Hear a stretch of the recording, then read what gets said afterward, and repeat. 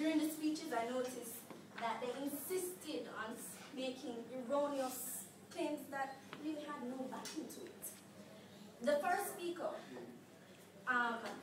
blatantly told a lie on the corporation that I'm defending Google, which is a statement that's made without anything, just to clarify. No, I'm going to get into the statement. He states that Google compromises your privacy by scanning for keywords, etc., through emails and other products. Now let's examine Google's privacy policy, which is made quite clear for all to see on their website. You can search for it by typing Google privacy policy. Now, according to that privacy policy, it states that Google will inform you when it is attempting to put a macro on your computer, or a cookie on your computer, I should say. No, these cookies, it also states, you should read your privacy policy where it is stated so that you can understand beforehand that, yes, it will be put on here. So I suggest that the privacy documents that you see come up when you're downloading, do not X out of them, read them, all that information is there. On the other hand, Microsoft in their policy states that they will not ask, they will put cookies, and they will collect your information. End of story, that is it. Let's go back to the points that Gavin made with the Beijing students. Google says that they were checking for authentication. Authentication of a software.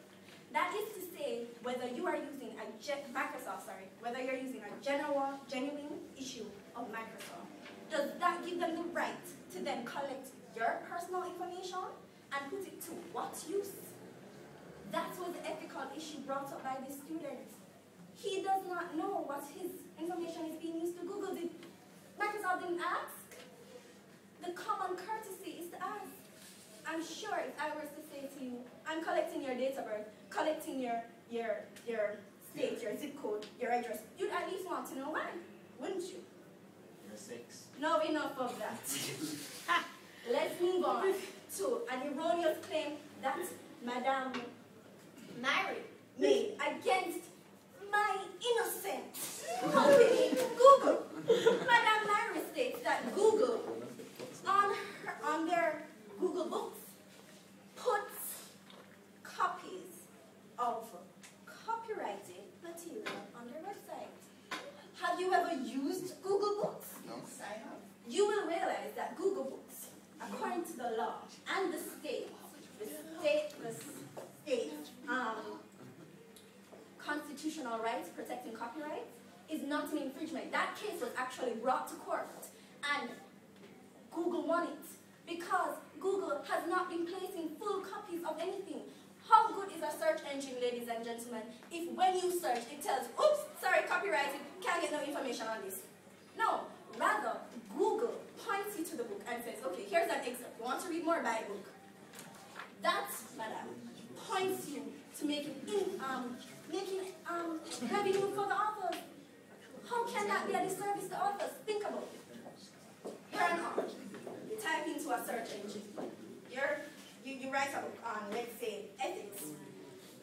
You, as a student of ethics, type into a search engine, looking for the theory of right. Now, under this, you see that the theory of right is basically where an action is wrong. If it's wrong, it's right. If it's right, regardless of the consequences. Now, you look, you see there are several book options. You see, let's say you see some book, God's Will, Ethics for the Centuries, and then you see the next book. Oh, sorry, it's blocked. Can't see it. You don't even know what's in the best book. You can't say, hey, maybe I should buy this book. But picture this scenario now.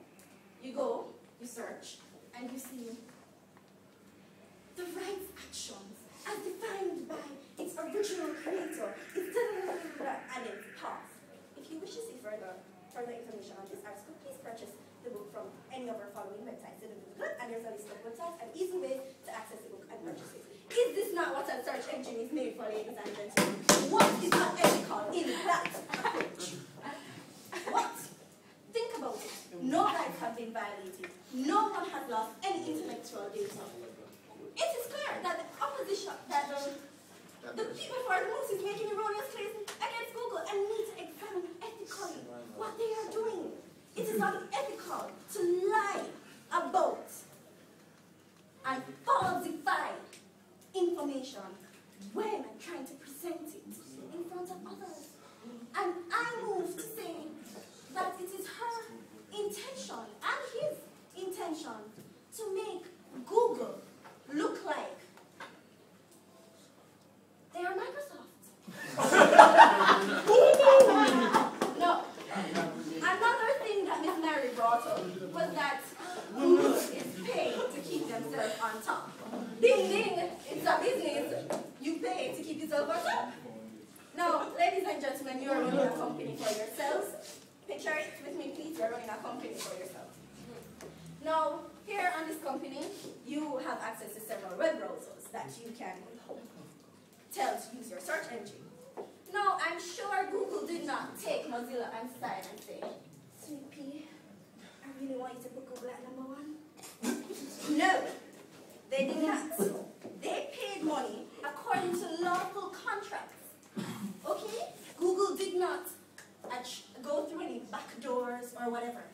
Now, if you have a company, ladies and gentlemen, and you are told that if you pay $50 for example, you can get your browser to come up, your search engine to come up first in all searches on Mozilla, would you not pay that money for it? Is there anything unethical in that? I beg to say no.